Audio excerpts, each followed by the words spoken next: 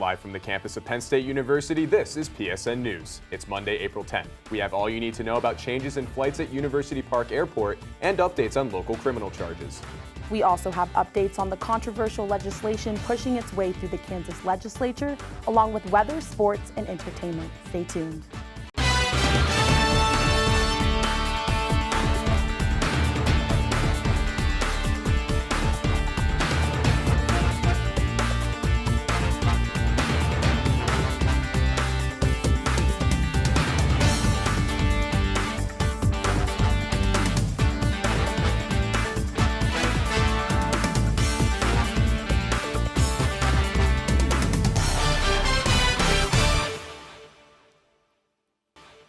Thanks for joining us tonight. I'm AJ Sisson. And I'm Anjelica Rubin. University Park Airport is now feeling the effects of the aviation industry-wide shortage of pilots and crews. Beginning on June 5th, Delta Airlines will be suspending flights to and from University Park Airport. After the airline discontinued flights to and from Detroit, it has operated flights twice a day from UP Airport to LaGuardia Airport in New York since January.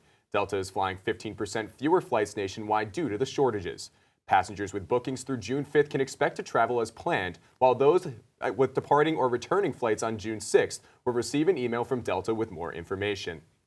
A New York man is facing charges from a district judge for his alleged involvement in a scam to steal thousands of dollars from a state college senior citizen. An affidavit of probable cause from the case claims a woman reported a call Tuesday from a man who claimed her grandson needed $25,000 in legal fees. After another call seeking more money, the woman worked with State College police to set up a bait package. The man was apprehended and charged with a felony count of theft by deception. A preliminary hearing is scheduled for Wednesday. A Center County resident is facing up to 6-month jail sentence after drunk crashing into the Port Matilda Borough building in March. Will Bracken pleaded guilty last Monday to a misdemeanor DUI charge and is scheduled to be sentenced on June 13th. The 33-year-old blew a .12 during police investigation. The crash occurred shortly after a borough council meeting adjourned when his truck caused substantial damage to the building's foundation. Bracken later admitted to investigators that he fell asleep moments before the crash. As for the building, repairs are expected to be completed by the end of July. State police are currently investigating a fatality at the State Correctional Institution at Rockview. The Pennsylvania Department of Corrections report that an inmate was found unresponsive in his cell. Jamie Hausneck was transported to Mount Nittany Medical Center and died at the hospital early Thursday morning.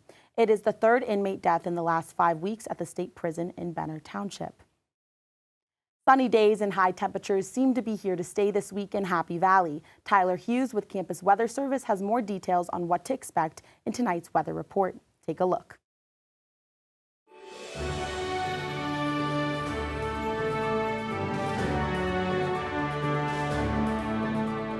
From the students of Penn State Meteorology, here is your Penn State Campus Weather Service forecast.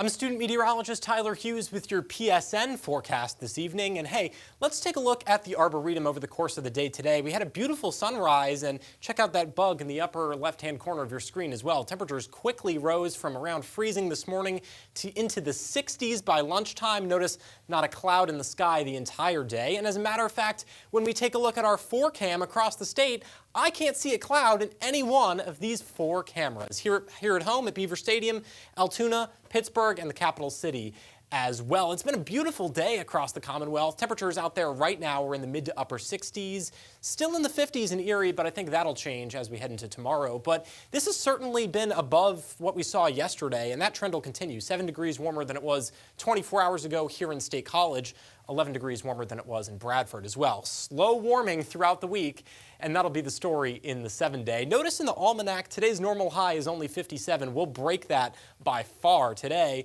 Today's normal low, right about 38, so we're right about normal there. Today's record, though, 83, so we're not even getting close to setting that. Notice sunrise and sunset, too. We get a few extra minutes of light every day this time of year.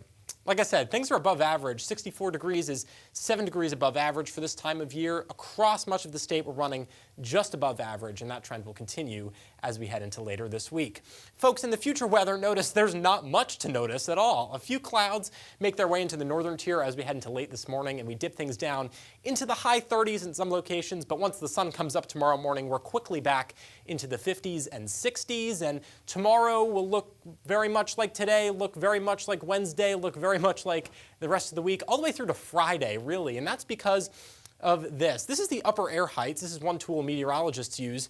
Wind follows these lines from west to east, and generally where you see kind of this raise in the lines in the yellow and orange there, that indicates high pressure, fair weather, and warm temperatures as well. So as we head through Wednesday into Thursday and Friday, notice we keep that trend throughout the rest of the week with really not much to speak of in the weather department. So tonight, as I mentioned, we dip down into the mid to high 30s in most locations, mostly clear skies and calm winds.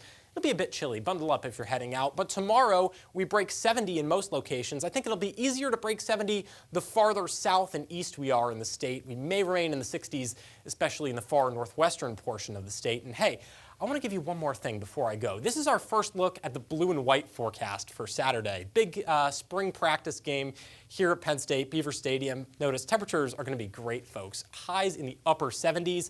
I think we have a few clouds around, especially in the morning, and notice a chance of a scattered shower in the morning. I can't rule that out. All things considered, I think it'll look a lot like the setup was for last year's blue and white game. If you were out at the tailgates early, maybe 8 a.m. or so, you saw a scattered shower, but then later in the day, those clouds cleared out and we saw peaks of sun by kickoff. So I think that'll be a similar story for blue and white. When we take a look at the rest of the 7-day forecast, notice by Wednesday we're in the mid-70s. Thursday we break 80, and that trend continues through Friday. We have a chance of a morning shower on Saturday, and I think a chance of a shower on Sunday as well, but shouldn't be anything too widespread. For PSN, I'm student meteorologist Tyler Hughes.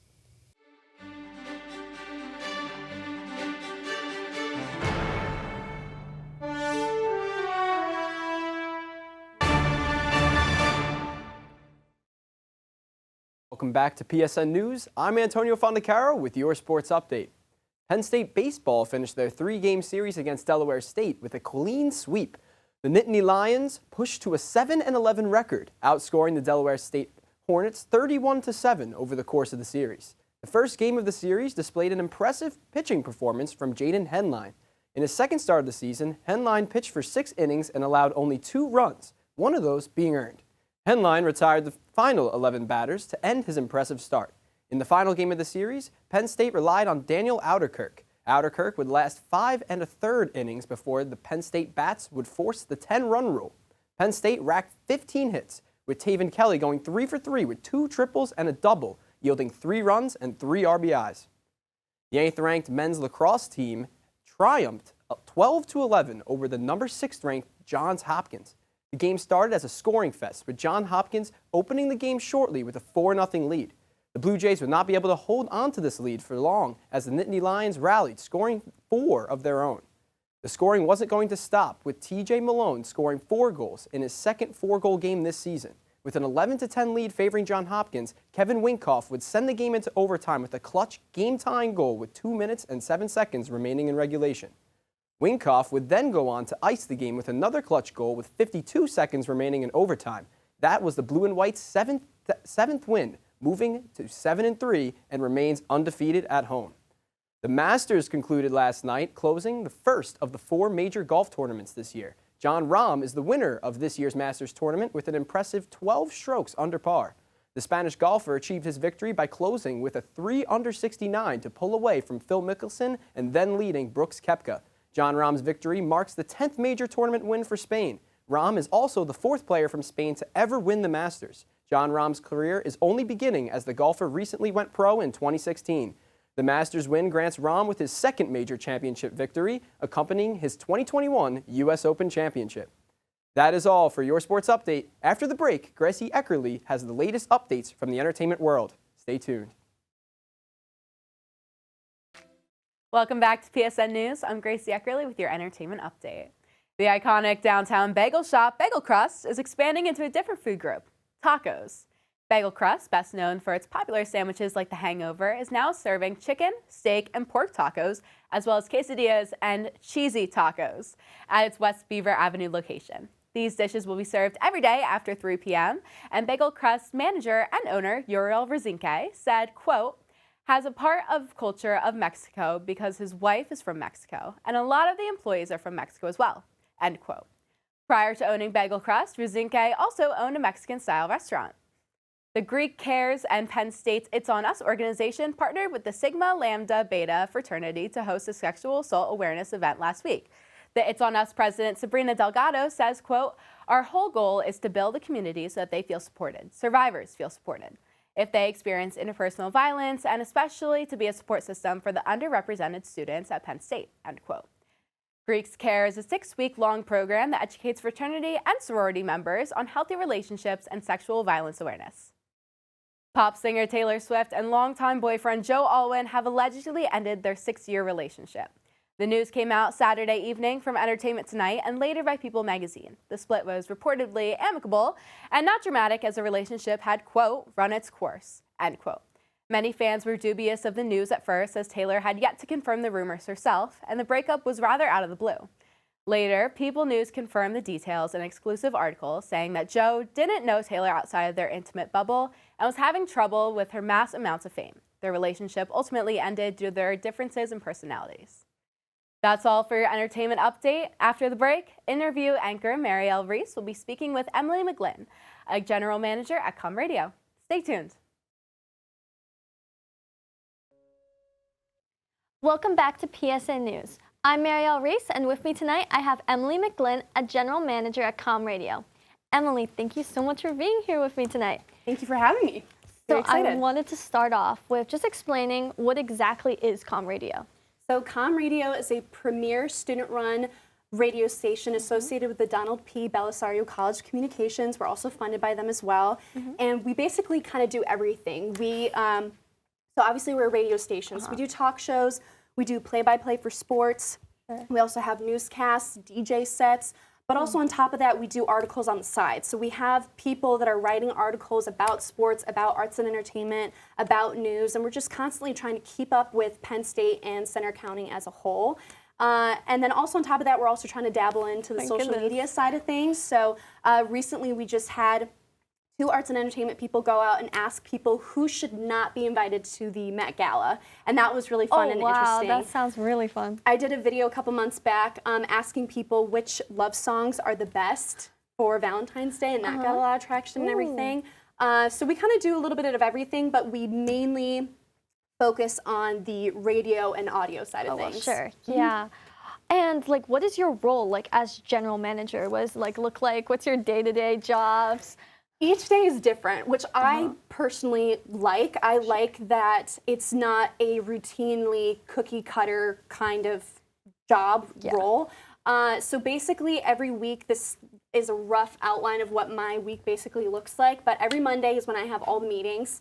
I have meetings for about 4 hours. Oh my goodness. But the reason it's that long is because I'm making sure that my management staff, but also on top of that, that each department is doing their job, but also it's running successfully. Because if it's not, then I'm not doing my job correctly, and making sure that everyone is achieving their goals and doing what they need to do. Because again, if they're not, then like I'm not doing my job and I'm not making sure that people are reaching their fullest potential, for then me to go back to Dean Harden and say, hey, like we need X, Y, and Z. Could you do this for me? Of course.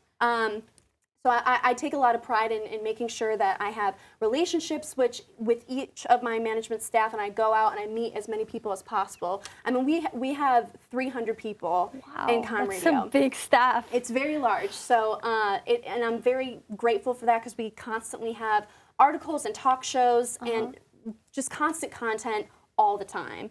And then Tuesday through the rest of the week is always different. If there's, if the audio is not working in the studio, then I'm the person, or my other 2 general managers, Alex Rocco and Dylan Price. If I can't be there, then those 2 people can be there and help out and make sure that people are doing what they're supposed to be doing.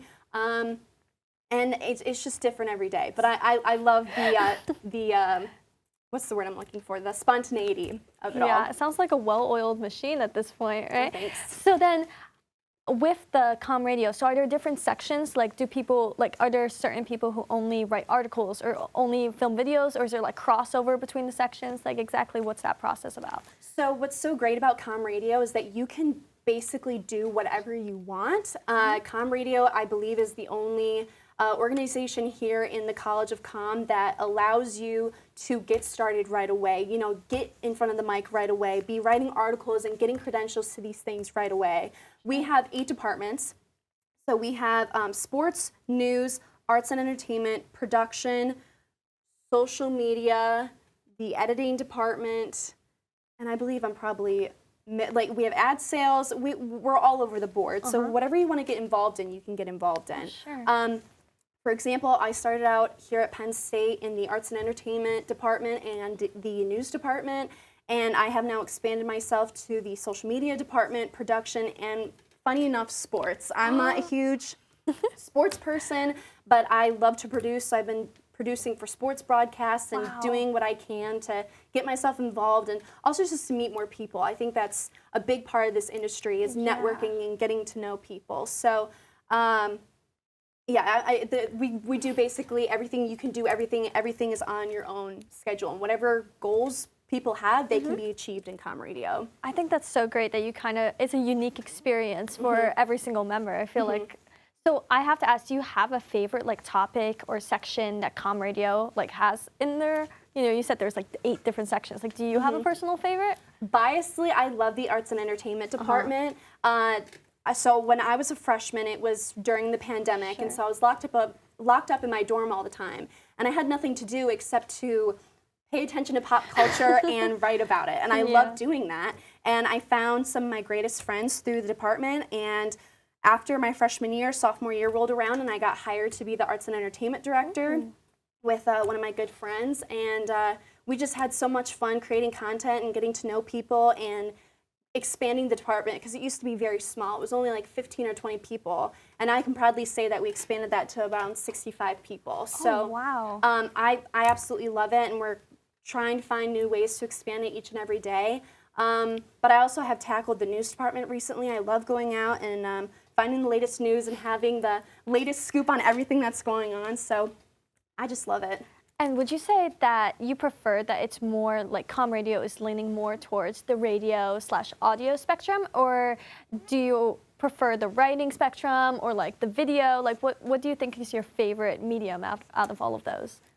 I think they all kind of collaborate with each other a little bit. Yeah. I would definitely say that writing has helped me on air, which that doesn't really make any sense, but I think being able to be comfortable with my vocabulary and how I talk and what I like to talk about has forced me to reflect on what I like and what I don't like, what I'm good at, what I'm not good at, and finding certain aspects that I need to work on. So then when I do go on air, I sound eloquent, and I'm not stumbling over my words like I just was, but definitely working behind the scenes and working at your computer and really focusing on how you're supposed to sound, and then later on when you go on air, you sound perfect.